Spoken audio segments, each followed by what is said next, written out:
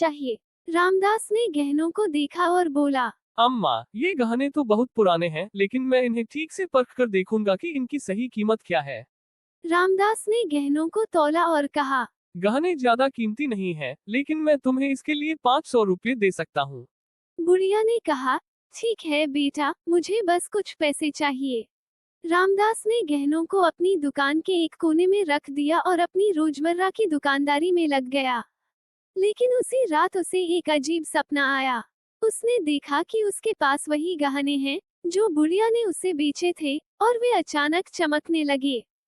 सपने में उसे एक आवाज सुनाई दी, ये गहने साधारण नहीं हैं। इनमें अनमोल सोना है जो छिपा हुआ है। अगले दिन रामदास उठकर सीधे अपनी दुकान पहुंचा और बुढ़िया के गहनों को ध्यान से देखने लगा। उसने गहनों की दोबारा जांच की और पाया कि वे वास्तव में बहुत कीमती थे। गहनों की असली कीमत लाखों में थी। रामदास को समझ में आ गया कि बुढ़िया को इसका जरा भी अंदाजा नहीं था। रामदास के मन में एक सवाल उठा। उसने सोचा, अगर मैं बुढ़िया को सच नहीं बताऊं, तो कोई मुझे कुछ नहीं कहेगा। वो तो गरीब है, उसे क्या पता चलेगा।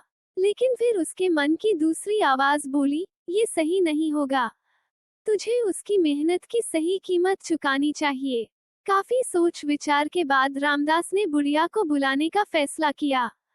बुढ़िया आई तो रामदास ने उसे सच्चाई बताई। उसने कहा, अम्मा, तेरे गहने बहुत कीमती हैं। मैंने गलती से कम पैसे दिए थे। असल में ये गहने लाखों के हैं। मैं तुझे पूरा पैसा देना चाहता हूँ। बुढ़िया ने ये सुनकर हैरानी से कहा, बेटा, अगर तू मुझे न बताता तो मुझे कुछ पता भी नहीं चलता। तूने यह ईमानदारी दिखाई, इसके लिए तुझे धन्यवाद। रामदास ने बुढ़िया को गहनों की असली कीमत दी और कहा, ईमानदारी सबसे बड़ी पूंजी है अम्मा। अगर मैंने तुझे धोखा दिया होता तो मैं खुद को कभी माफ नहीं कर पाता।